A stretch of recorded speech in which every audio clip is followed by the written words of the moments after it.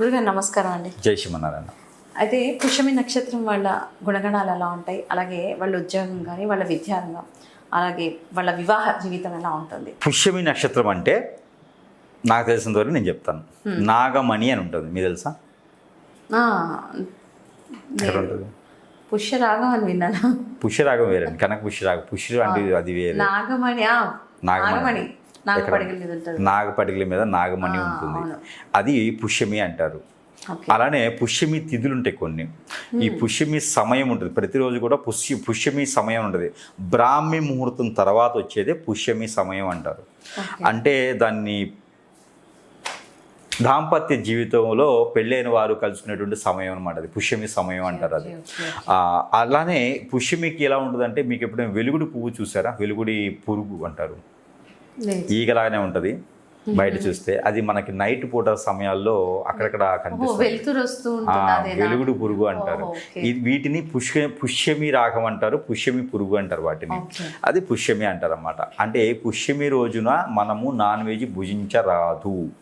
పుష్యమి రోజున పాములకి పుట్టలో పాలు పోస్తే కాలసర్పదోషం, నాగదోషాలు లాంటివి పోతాయి. అలానే చెవులకి ఇబ్బంది అయినా, వినపడకపోయినా, వినికి లేకపోయినా, చెవులోంచి బ్లడ్ వచ్చినా, నొప్పి వచ్చినా, చీము వచ్చినా, ఇలాంటి వాళ్ళందరూ కూడా పుష్యమి నక్షత్రమి రోజున పుట్ట దగ్గర పాలు పోసినా, పుట్ట దగ్గర నైవేద్యం ప్రసాదం నైవేద్యం చలివిడి పెట్టినా, ఉడుములు పెట్టినా, కుండ్రాలు పెట్టినా, సాయిపప్పు నానబూసి పెట్టినా, వడపప్పు పెట్టినా, బెల్లం పెట్టినా, అటుకులు పెట్టినా, పంచదార కలిపేసినట్టు పుట్నాలు పెట్టినా కూడా అక్కడ స్వామివారు స్వీకరిస్తే కనుక ఎగ్గులు పోయకూడదు అండి. పాలు పోయించుకుని ఎగ్గులు వేయకూడదు. అలాగా పాలు పోసినా కూడా, పసుపు వేసినా కూడా పుట్టలకి ఆ రోజున మనం చేసుకుంటే కనుక, ఆరాధించుకుంటే కనుక ఆ పాములకు ఉన్నటువంటి దోషం, నాగదోషం, కుజదోషం అనేది పాములకు, మనకు ఉన్నటువంటి నాగదోషం, కుజదోషాలన్నీ పోతాయి. నాగదోషం, కుజదోషం అంటే మనకు ఎలా తెలుస్తుందయ్యా అంటే, మనకి బాడీలో తెలియకుండా తామరలాగా మచ్చలు ఏర్పడతాయి, పుట్టు మచ్చలాగా ఏర్పడతాయి అన్నమాట. అక్కడక్కడ డాట్స్ వస్తూ ఉంటాయి. అలానే ఒక్కో దగ్గర మచ్చే కాకుండా ఛాయ్ కూడా ఉంటుంటుంది, మచ్చ ఏర్పడిపోద్ది ఆటోమేటిక్గా. బ్రౌన్ కలర్లోను, రెడ్ కలర్లోను, అలానే ఛాయ్ నల్ల కలర్లోను అట్లా ఏర్పడిపోతూ ఉంటుంది. అక్కడ సెన్సిటివ్ ప్లేసెస్ ఎక్కువ కనిపిస్తూ ఉంటుంది అనమాట, పురుషులకైనా స్త్రీలకైనా సరే. అలా ఉంది అంటే కనుక వాళ్ళకి కాలసర్పదోషం, నాగదోషం కరెక్ట్గా ఉన్నట్టు, వాళ్ళకి సంసార సుఖం అనేది నిల్లు. పెళ్లి కాదు, పెళ్ళైనా దూరంగా ఉంటాం, ఏదో ఒక సమస్య అయితే కొట్టుమిట్లాడుతూ ఉంటారు. కాబట్టి అలాంటి ఆర్థిక స్థితిగతులు కానీ, ఆరోగ్య స్థితిగతులు కానీ, లేకపోతే ఎక్కడ మాట వస్తుంది, మందలింపు వస్తుంది, వీళ్ళకి నిందులు పడుతున్నారు, జాబు లేదు, పరపతి లేదు, వీళ్ళకి మనిషిని గుర్తించలేదంటే వాళ్ళలో కాలసర్పదోషం, నాగదోషం, కుజదోషాలు లాంటివి ఉంటాయి. ఆ దోషాలు పోయేందుకు, పుట్ట దగ్గర చేసేందుకు చాలా అనుకూలంగా ఉండేటువంటి నక్షత్ర తిథి వారం అంటే కదా, దాంట్లో నక్షత్రమే పుష్యమి నక్షత్రం. ఇది వచ్చేసి 4 పాదాలు కూడా కర్కాటక రాశిలో సంచరిస్తూ ఉంటుంది. ఈ కర్కాటక రాశిలో మొదటి పాదంలో పుట్టినటువంటి పుష్యమి నక్షత్రం మొదటి పాదంలో పుట్టిన వారికి ఎలాంటి దోషం లేదు. 2వ పాదంలో పుట్టిన వారికి తండ్రికి దోషం, 3వ పాదంలో పుట్టిన తల్లికి దోషం, 4వ పాదంలో పుట్టితే ఎలాంటి దోషం లేదు. ఈ 4 పాదాలు కూడా కర్కాటక రాశి చెందినవే ఉంటాయి, కర్కాటక రాశిలోనే ఉంటాయి. ఈ 4 పాదాలు చెందినట్టు పుష్యమి నక్షత్రాలు ఎవరైనా ఉన్నారు అంటే కనుక వారు చాలా అదృష్టవంతులని చెప్పొచ్చు. కాకపోతే వారికి పిల్లలు పుట్టడం కొంచెం ఆలస్యమైనా కూడా మంచి పిల్లలు పుట్టేలా ఉంటుంది. వాళ్ళకి ఏదైనా ఇబ్బందులు అవుతున్నాయి, మనకు గండాలు వస్తున్నాయి, ఏం అర్థం కావట్లేదు, తెలియట్లేదు, డబ్బు లేదు, నిలకడగా లేదు, జాబ్ లేదు, పరపతి లేదు, పరువు, ప్రఖ్యాత, హోదా, డబ్బు ఏమవుతుందో తెలియట్లేదు అనుకుంటే కనుక వారికి ఖచ్చితంగా కాలసర్పదోషం, నాగదోషం, కుజదోషం ఉన్నాయని అర్థం. అదొకటి మనం అర్థం చేసుకోవాలి. అలానే ఉన్నంగా స్కిన్ ప్రాబ్లం కానీ, ఆరోగ్య సమస్యలు కానీ వచ్చినాయి అంటే వారి మీద దోషం ఎక్కువగా ఉన్నట్టు అర్థం. ఆ దోషాన్ని పరిహారాలు మనం ముందుగానే చెప్పుకున్నాం కాబట్టి ఆ పరిహారాలు చేసుకుంటే సరిపోతుంది. ఇక పుష్యమి నక్షత్రం రోజు పుట్టిన వారైతే కొంచెం మూర్ఖంగాను, మొండిగాను ఉంటారు, కానీ చెప్పింది వింటారు. అప్పటికప్పుడే కోపం వస్తుంది, అప్పటికప్పుడే చల్లబడిపోతూ ఉంటుంది. అమావాస్య పౌర్ణానికి దెయ్యం పట్టినట్టే ప్రవర్తిస్తూ ఉంటారు ఒక్కొక్కసారి అయితే కనుక. ఎక్కడ వ్యాపారంలో నష్టం వచ్చినా, పార్ట్నర్షిప్లో నష్టం వచ్చినా, ఎక్కడైనా స్ట్రెస్ అయినా కూడా అదంతా కూడా ఇంట్లోకి వచ్చి చూపించుకుంటూ ఉంటారు. వీళ్ళ గొప్ప విశేషం, ఆ కోపం తాపం త్వరగా తగ్గదు వీళ్ళకి, క్షణకాలంగా ఉంటుంది. ఒక్కోసారి ఇంటికి వచ్చిన తర్వాత వీళ్ళ మీద చూపిస్తూ ఉంటారు, ఒకమే కోపం ఇంకోటి మీద చూపిస్తారు, అత్తమే కోపం దుత్తమే చూపిస్తూ ఉంటారు అన్నమాట. కాబట్టి ఇలాంటి ఇబ్బందులు పడే వాళ్ళందరూ కూడా ఏంటంటే ముత్యం పెట్టుకోవచ్చు. స్టోన్ ఏదైనా పెట్టుకోవాలంటే ముత్యం అనేది చాలా పవర్ఫుల్, ముత్యం అనేది చాలా మంచిది. ముత్యం అనేది వీరికి మైండ్ని, స్ట్రెస్ని అన్నీ కూడా కేంద్రీకృతం చేసి అలా ఉంచుతుంది అనమాట. ఎవరికైనా సరే కలత్ర దోషం కూడా మొదలైందంటే కనుక వైట్ డైమండ్ అని ఉంటుంది, ఆ వైట్ డైమండ్ పెట్టుకోవచ్చు. ఇకపోతే వైట్ సఫైర్ అని ఉంటుంది, ఓకే. వైట్ సఫేర్ అంటారు. ఎల్లో సఫేర్ ఉంది కదా, అలానే వైట్ సఫేర్ అంటారు. ఈ వైట్ సఫేర్ వల్ల ఉపయోగాలు ఏమిటి అంటే, ఈ పుష్యమి నక్షత్రం రోజున పుట్టిన వారికి వైట్ సఫేర్ దేనికి ఉపయోగం అంటే కనుక శుక్రుతో ఉన్నటువంటి కలత్వ దోషం పోయేదానికి, అలానే కాలసర్ప దోషం నాగదోషం పోయేదానికి, సంసార సుఖం బాగుండేదానికి, పెళ్లి త్వరగా అవడానికి, పెళ్ళైన వాళ్ళు జీవితం పాటు భార్యాభర్త వాళ్ళే ఉండేదానికి, పిల్లలు త్వరగా పుట్టేదానికి, జీవితంలో సెటిల్ అయ్యేదానికి, డబ్బు సంపాదించడానికి, వనరులు దొరికేదానికి వైట్ సఫేర్ అని ఉంటుంది. పార్ట్నర్షిప్ వ్యాపారంలో కానీ, సొంతగా పెత్తనాలు చేసుకునేటువంటి వ్యాపారాల్లో కానీ నష్టపోకుండా, జాబుల్లో వెసులుబాటు వచ్చేలాగా, ఎవరు వీళ్ళపైన దుమ్మెత్తిపోయకుండా, మాట మంచి పలుకుబడి పేరు ప్రఖ్యాత వచ్చేలాగా అవకాశం ఉండేలాగా, వీరికి వనరులు కానీ, డబ్బు కానీ, ఆ ఉమ్మడి ఆస్తులు కానీ, సంపాదన కానీ అన్నీ నిలకడగా ఉండేలాగా ఉండాలి అనుకుంటే కనుక వైట్ సఫైర్ అనేటువంటి స్టోన్ని వీరు ఉంగరం వేలికైనా పెట్టుకోవచ్చు, మధ్య వేలికైనా పెట్టుకోవచ్చు, చూపుడు వేలికైనా పెట్టుకోవచ్చు, వెండిలో పెట్టుకోవచ్చు. ఇలా పెట్టుకున్నట్టే కనుక వారికి ఎన్నో రకాలుగా బయటకు వెళ్ళిపోతాం అంటే బాగుంటుంది. అలానే ఈ పుష్యమి నక్షత్రం వాళ్ళకి ఏదైనా తినాలి ఉండాలి అనుకునే కోరికలు ఆశలు ఎక్కువగా ఉంటాయి కాబట్టి హోటల్స్, రెస్టారెంట్స్, బారం రెస్టారెంట్స్ ఇలాంటి షాప్స్ వీళ్ళకి చాలా అద్భుతంగా ఉంటాయి.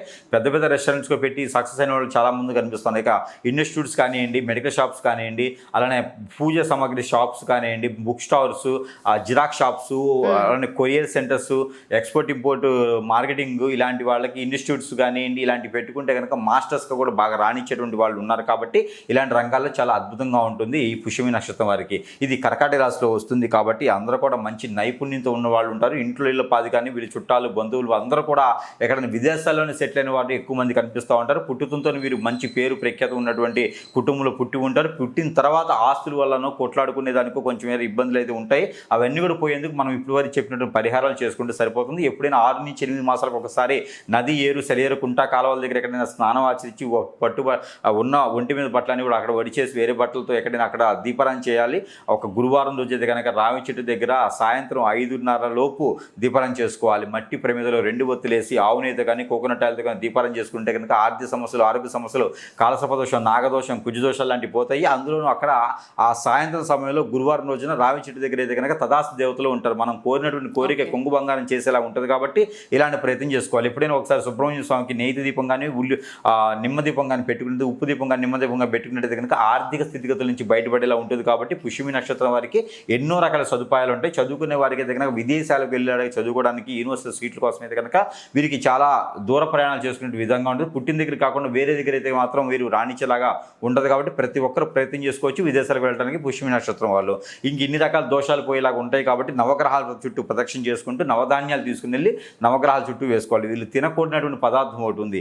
అదేమిటంటే కనుక ఎప్పటికీ కాకరకాయ తినకూడదు. వీరు కాకరకాయ వల్ల ఎప్పుడు ఇబ్బంది అవుతుంది కాబట్టి కాకరకాయ ఎక్కువ తినకూడదు. వీళ్ళను ఎక్కువగా అసలు తినకపోవడం మంచిది. కాకరకాయ ఈ పుష్యమి నక్షత్రం వాళ్ళు కాకరకాయ అనేది తినకూడదు. ఎక్కువగా ఈ చెరువులోను, సముద్రాలు, నీటిలో ఉండేటువంటి ఉంటాయి చూసారా, చేపలు, రొయ్యలు, అలాంటివి కూడా వీరు ఎక్కువగా తినకూడదు. వీళ్ళు సాల్ట్ అంటే మనకి ఉప్పు ఉంది కదా, ఉప్పు కూడా ఎక్కువ వాడకూడదు. వీళ్ళు సైంధవ లవణం ఉంటుంది, రాక్ సాల్ట్, అది ఎక్కువగా యూజ్ చేసుకుంటూ ఉండాలి. ఇలా చేసినట్టు కనుక వాళ్ళకి ఆస్తమా కానీ, బీపీ కానీ, షుగర్ కానీ డౌన్ అవ్వకుండా ఉంటాయి. పెద్దల్ని ఎక్కువగా ఇష్టపడుతూ ఉండాలి. పెద్దల్ని ఎక్కువగా ప్రేమిస్తూ, ఆరాధించుకుంటూ, నమస్కారం చేసుకుంటూ, వాళ్ళని ప్రార్థించుకుంటూ ఉంటే వీరికి కర్మలు, క్రియలు, పాపాలు ఏవి కూడా వీరి దరిదాపులు రాకుండా అనుకున్న పనులు ముందుకెళ్ళేదానికైతే ఆస్కారం ఉంటుంది. ఇంకా ఏదైనా సమస్య ఉంది, ఇంకేదైనా వస్తుందంటే అది గోచర ప్రకారంగో, నక్షత్ర ప్రకారంగో, లేకపోతే నవాంశ ప్రకారంగో, దశల ప్రకారంగో కాదు. అవన్నీ కూడా మన మీద చేయించినటువంటి చెడు క్రియల వల్ల కూడా మనకి నష్టం జరిగేటువంటి ఆలోచన ఉంటుంది. కాబట్టి అలాంటిది ఏమైనా ఉంటే గురువుగారి సంప్రదిస్తే మన పైన నిపుణజం, బ్లాక్ మ్యాజిక్, వశీకరణ, భాగముఖి, భానుమతి, యక్షిణి లాంటివి జరిగినాయా ఆ ప్రకారంగా వారికి పరిష్కార మార్గం అయితే చూపించే విధంగా అయితే ఖచ్చితంగా ఉంటుంది. కాబట్టి ఎప్పుడు కూడా మనం భయపడకూడదు, బాధపడకూడదు, ఏడవకూడదు. ఆ 3 చేస్తే మాత్రం మనకి ఖచ్చితంగా లక్ష్మీదేవితో పాటు ఆ శనీశ్వరుడు కూడా మనకి పడతా ఉంటాడు అన్నమాట. మనకి ఏ పనులు ముందుకు వెళ్ళనివాడు, ఎప్పుడు బాధపడకూడదు, ముందుకు వెళ్తూ ఉండాలి చలాకిదా. అప్పుడే మనకి అనుకున్న పనులు సాధించేలాగా ఉంటుంది. కాబట్టి పుష్యమి నక్షత్రం వాళ్ళకి అదృష్టం ఒకటి ఉండి ఏంటంటే కనుక చుట్టాలు, బంధుమిత్రులు అందరూ కూడా సహాయం చేసేవాళ్ళు ఎక్కువ మంది ఉంటారు. అదొకటి అదృష్టం. కాబట్టి ఇవన్నీ కూడా ఆలోచించుకొని, గమనించుకొని అన్నీ కూడా ఇట్లా ఉన్నాయా దీని దగ్గర మనం ఉండాలని కాబట్టి ఎప్పటికప్పుడు మార్పు తెచ్చుకుంటూ ముందుకు వెళ్తూ ఉంటే కనుక ఈ నక్షత్రం వాళ్ళకి అద్భుతంగానే ఉంటుంది అని మాత్రం ఖచ్చితంగా చెప్పొచ్చు. ఇక వీరు పెళ్లి చేసుకోవాలి అనుకుంటే కనుక సింహరాశి వాళ్ళని, కన్యారాశి వాళ్ళని, వృశ్చిక రాశి వాళ్ళని, ధనుసు రాశి వాళ్ళని, కుంభరాశి వాళ్ళని, మేషరాశి వాళ్ళని కూడా చేసుకోవచ్చు. అద్భుతంగానే ఉంటుంది జీవితం. లవ్ మ్యారేజ్ ఇది సెట్ అవ్వదు, చేసుకోకూడదు. ఓకే, ధన్యవాదాలు గురుగారు.